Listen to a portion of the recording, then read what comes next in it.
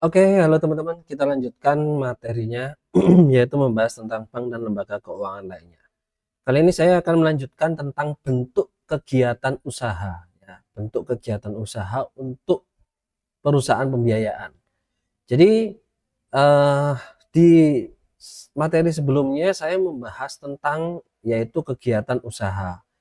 Sebelum saya lanjutkan untuk bentuknya, nah yang kali ini saya akan bahas adalah bentuk ya. Tetapi sebelum saya melanjutkan bentuk kegiatan usahanya, di slide sebelumnya atau di materi sebelumnya saya membahas tentang kegiatan usaha lembaga pembiayaan.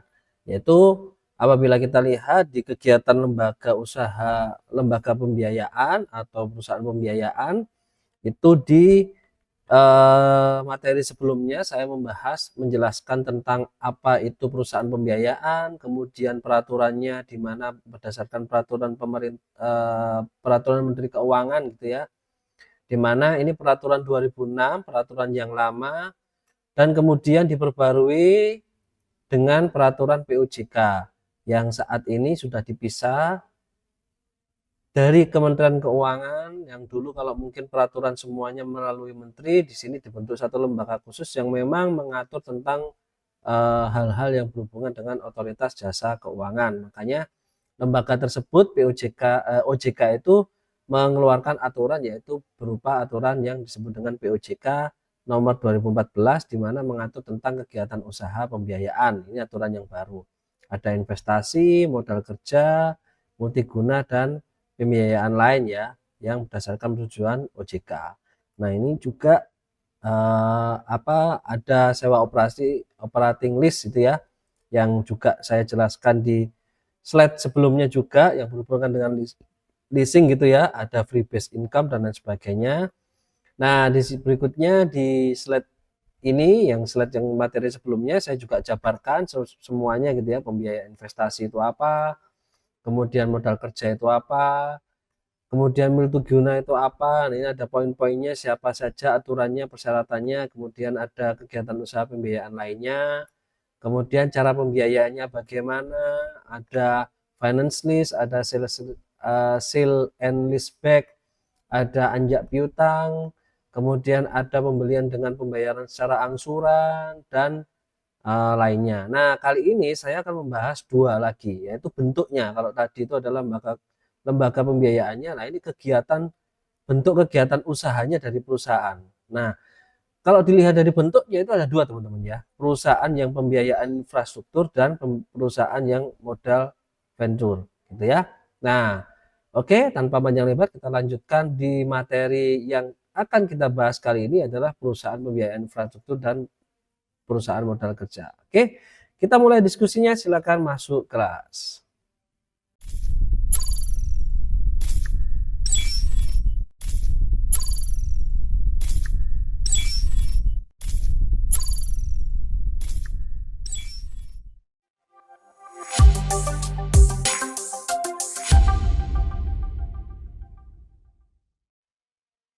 Oke, bentuk kegiatan dari perusahaan pembiayaan, yang dimana di sini saya membahas dua, yaitu infrastruktur dan modal venture. Oke, yang pertama yaitu adalah kegiatan perusahaan yang berhubungan dengan pembiayaan infrastruktur. Nah, apabila kita lihat dari aturan yang ada itu adalah berdasarkan aturan dari Menteri Keuangan tahun 2009 yang berhubungan dengan perusahaan pembiayaan infrastruktur. Nah, apa saja yang bisa dilakukan ya? Kegiatan usaha perusahaan pembiayaan infrastruktur meliputi adalah pinjaman langsung atau direct lending. Jadi langsung pembiayaannya itu langsung diberikan. Kemudian ada refinance atau atas infrastruktur yang telah dibiayai pihak lain, jadi refinance. Jadi apa ya, take over lah. Kalau istilah mudahnya, contoh lainnya adalah take over lah, take over infrastruktur. Uh, jadi dari awalnya itu dibiayai oleh pihak lain, kemudian di take over oleh perusahaan yang baru lah, refinance juga. Kemudian ada juga pemberian pinjaman subordinate loans, yaitu berkaitan dengan pembiayaan infrastruktur yang memang itu sub pekerjaan infrastruktur. Kemudian perusahaan pembiayaan juga bisa melakukan beberapa hal selain yang tadi saya sampaikan, yaitu adalah pemberian dukungan kredit, termasuk pinjaman untuk pembiayaan infrastruktur, pemberian jasa konsultasi juga bisa, penyertaan modal bisa, upaya untuk mencarikan swap market gitu ya, yang berkaitan dengan pembiayaan infrastruktur itu juga bisa, kemudian kegiatan-kegiatan atau pemberian fasilitas lain yang berkaitan dengan pembiayaan infrastruktur yang telah memperoleh persetujuan oleh menteri. Nah, infrastruktur yang menjadi objek pembiayaan itu apa saja? Banyak ya. Jadi bisa infrastruktur transportasi, pelabuhan, sungai gitu ya, bandara udara, rel, stasiun kereta api dan sebagainya gitu ya. Jalan juga boleh, jalan tol, jembatan tol, pengairan, kemudian air minum, kemudian air limbah itu boleh. Nah, infrastruktur yang bisa di cover. Kemudian ada juga telekomunikasi itu juga boleh, ketenaga listrikan itu bisa masuk, minyak, gas bumi, pengolahan mulai dari pengolahannya, pengangkutannya, transmisinya hingga distribusinya itu juga masuk dalam pembiayaan infrastruktur, boleh. Kemudian infrastruktur lain yang tidak termasuk dalam huruf A sampai dengan huruf H, sampai huruf H ya. Nah, asalkan sesuai dengan persetujuan menteri. Nah, itu yang bisa dilakukan di dalam pembiayaan infrastruktur. Oke, nah itu mungkin yang berhubungan dengan pembiayaan infrastruktur. Kemudian selain pembiayaan infrastruktur, ada juga perusahaan yang bergerak di perusahaan modal venture gitu ya. Nah, apabila kita lihat dasarnya modal venture itu apa? Nah, dasar peraturannya adalah berdasarkan POJK tahun 2015, di mana ini memperbarui dari aturan yang lama PMK 2012 diperbarui oleh POJK 2015, di mana nomor 34 itu mengatur tentang perizinan usahanya, nomor 35 itu adalah mengatur tentang penyelenggaraan usahanya, nomor 36 itu adalah mengatur tentang tata kelola perusahaan yang baik, ya khususnya untuk modal venture, gitu kan. Nah, kegiatannya apa saja sih? Nah, kegiatan modal venture itu meliputi penyertaan saham, obligasi konversi, kita akan bahas satu persatu ya nanti di slide berikutnya. Kemudian pembiayaan pembelian surat utang yang diterbitkan oleh pasangan usaha untuk perusahaan startup, untuk pengembangan usaha, atau juga untuk pembiayaan usaha produktif. Nah, selain 4 ini, PMV juga bisa diberikan pulang untuk melakukan kegiatan jasa berbasis fee, ya. Ada dan boleh itu kegiatan usaha lain dengan persetujuan OJK tentunya. Nah, gitu ya. Nah, kita akan bahas satu persatu. Mulai dari yang pertama dulu adalah penyertaan saham. Apa itu penyertaan saham? Jadi, penyertaan saham ini dilakukan dengan cara melakukan penyertaan saham melalui pembelian saham. Ke siapa ya? Ke pasangan usaha yang belum diperdagangkan di bursa saham. Jadi, pasangan usahanya yang memang bisa dilakukan, khususnya contohnya seperti kayak startup. Nah, aturannya itu penyertaan saham itu harus memenuhi 2 unsur, di mana pertama adalah jangka waktunya paling lama ya, paling lama adalah 10 tahun dan dapat diperpanjang 2 kali. Nah, total jangka waktu perpanjangan seluruhnya adalah 10 tahun dan wajib melakukan divestasi ya. Apa itu divestasi nanti kita akan bahas sendiri gitu ya. Apa itu divestasi? Nah, di mana jangka waktunya adalah telah disepakati dengan pasangan usaha sesuai dengan ketentuan. Nah, ini harus dilakukan divestasi gitu ya. Nah, hal-hal lain seperti kayak setelah melakukan penyertaan saham, pemodal venture ini dapat melakukan divestasi dengan caranya apa? Menawarkan ke pasar modal, kemudian menjual kepada pemodal yang lainnya atau pemodal syariah atau investor baru yang melalui penawaran terbatas atau private placement. Kemudian bisa juga menjualnya ke perusahaan itu sendiri atau buyback akhirnya jadinya. Jadi gini, divestasi.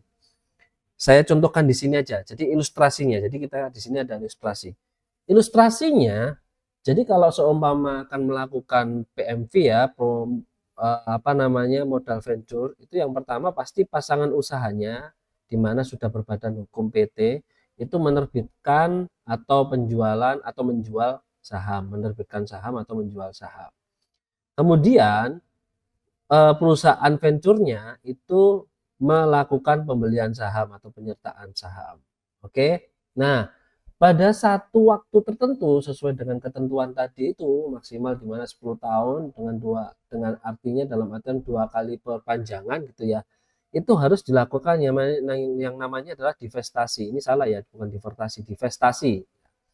Di mana divestasinya bisa melalui IPO atau mungkin juga melalui pemegang saham atau investor baru.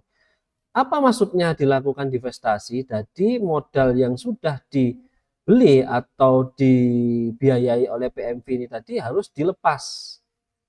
Harus dilepas. Dengan harapan apa? Dengan adanya kan kita kalau ngomong neraca di sini kan modal di sini ya. Nah, dengan adanya modal di sini kan pasti ada modal ini kan setiap bulan itu kan pasti ada apa namanya penghasilan kan. Nah, bagi hasil lah. Nah, bagi hasil saham ini tadi dengan harapan nanti tidak diambil sama venturannya, tetapi modalnya ini tetap yang harus diambil, harus dikeluarkan. Karena apabila tidak dikeluarkan, maka modal ini akan terlihat besar dan kemudian modal yang besar ini tidak akan baik karena modal terlalu besar dibandingkan dengan sisi aktivanya. Makanya modal ini harus dikeluarkan agar perusahaan ini terlihat sehat. Dengan adanya kepemilikan ini dan sesuai dengan aktiva yang dimiliki, ini perusahaan terlihat sehat. Nah, dari situlah perusahaan di mana perusahaan-perusahaan yang khususnya adalah startup itu bisa berkembang pesat bahkan sehat untuk bisa menjalankan usahanya. Nah, karakteristiknya alanya seperti itu, gitu ya.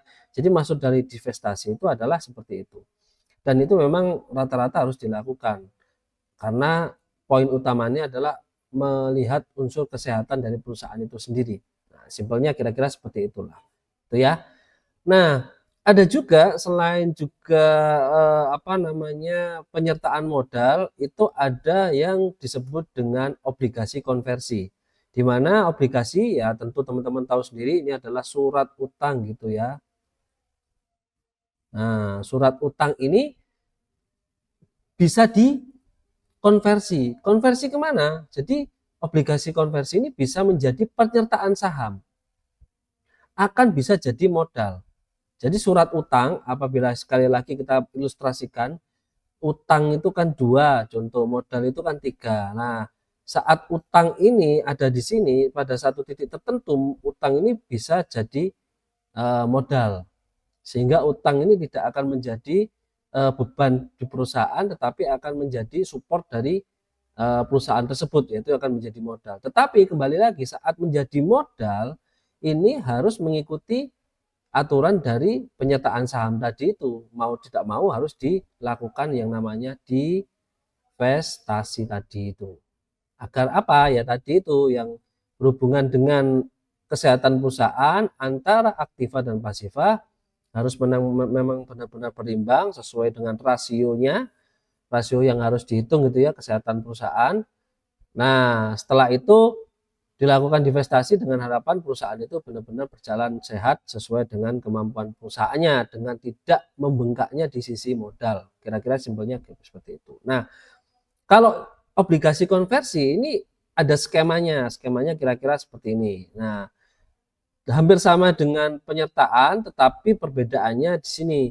Nah, kalau di sini apabila tidak dilakukan konversi dalam artian tadi itu konversi yang tadi itu ya, konversi ke penyertaan apa namanya modal, tidak dilakukan konversi sini, nih. Nah, apabila tidak dilakukan konversi ke itu, maka mau tidak mau harus dilunasi, ya kan? Harus dilunasi. Tetapi apabila dilakukan konversi, maka mau tidak mau harus dilakukan divestasi nantinya sesuai dengan ketentuannya tadi itu 10 tahun ya sejak konversi harus dilakukan divestasi, gitu ya. Nah, untuk hal lainnya seperti kayak pembiayaan melalui surat utang ini ya diterbitkan untuk pasangan usaha yang memang khususnya perusahaan-perusahaan startup. Ini sangat baik dan sangat cocok sekali. Makanya banyak sekali saat ini perusahaan-perusahaan baru yang memang dinilai oleh perusahaan apa namanya modal venture ini dikatakan sehat, makanya perusahaan modal venture melakukan pembiayaan terhadap perusahaan yang startup ini tadi dengan harapan agar perusahaan ini bisa berkembang, perusahaan rintisan ini bisa berkembang. Nah, karena perusahaan ini bisa berkembang pasti membutuhkan modal. Saat sudah berkembang nanti modal itu harus dilakukan divestasi. Nah, kira-kira seperti itu. Nah, untuk hal yang lainnya ya selain obligasi ke konversi tadi itu ada pembiayaan usaha produktif. Nah, di mana skema pembiayaannya wajib dilakukan dalam bentuk penyaluran pembiayaan kepada debitur yang bertujuan untuk menghasilkan barang atau jasa yang meningkatkan pendapatan bagi debitur. Nah, arahnya seperti itu. Nah, kira-kira ini bisa dipahami lah kalau seumpama contoh bentuknya ya bisa untuk pelaku-pelaku UMKM atau juga startup itu juga bisa. Yang intinya adalah pembiayaan usaha yang memang usahanya adalah produktif. Kira-kira seperti itu. Nah, perusahaan modal venture itu dapat bekerjasama dengan pihak lain, ya. Bentuknya bisa pembiayaan penerusan atau pembiayaan bersama. Kalau penerusan ini ya pasti kalau ada sesuatu yang timbul itu akan menjadi tanggung jawab pemilik dana. Tetapi kalau pembiayaan bersama itu akan ditanggung renteng sesuai dengan proporsinya. Nah, pihak-pihak yang dimaksud dalam konteks pembiayaan usaha produktif yang tadi saya sampaikan itu bisa jadi contohnya adalah bank, kemudian PMV yang lainnya ya, baik itu yang PMV biasa atau mungkin yang syariah, atau juga perusahaan pembiayaan, lembaga pembiayaan ekspor gitu ya. Biasanya untuk membiayai ekspor atau mungkin untuk LC gitu ya, itu boleh dan bisa. Kemudian lembaga keuangan lainnya dan bisa perseorangan. Itulah kira-kira yang bisa kita sampaikan di dalam infrastruktur dan modal venture. Jadi teman-teman, dalam pelaksanaannya gitu ya, dalam pelaksanaannya apabila kita coba kembali ke slide sebelumnya, jadi untuk pembiayaan infrastruktur penekanannya itu adalah kepada ini bagaimana sebuah perusahaan yang memang membutuhkan sesuatu untuk bisa berkembang, yang memang peruntukannya adalah pengembangan infrastruktur, bukan dalam hal apa namanya memenuhi kebutuhan yang umum seperti kayak gaji dan lain sebagainya, bukan untuk bayar THR itu bukan, tetapi memang untuk pembiayaan infrastruktur arahnya itu adalah untuk pengadaan sebuah pengembangan yang memang berhubungan itu kepada infrastruktur itu boleh untuk dilakukan karena tidak mungkin satu infrastruktur itu dibangun tanpa ada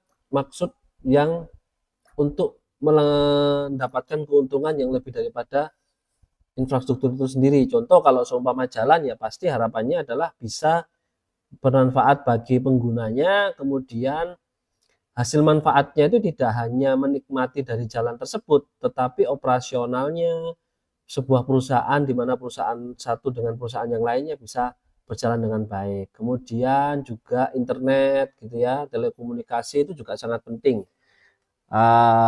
Kalau contoh di hutan-hutan itu ada perusahaan-perusahaan yang memang khususnya kayak perhutani itu kan tempatnya luas. Nah, kalau ingin melakukan pengembangan teknologi dalam hal perawatan tanaman ya pasti membutuhkan modal yang besar. Nah, selain alat untuk merawat tumbuhannya itu sendiri dan juga koneksinya juga dibutuhkan. Nah, kira-kira seperti itu. Itulah contohnya untuk infrastruktur. Nah, di sisi lain ada pemodal yang memang bisa dimanfaatkan dalam kegiatan pembiayaan infrastruktur itu.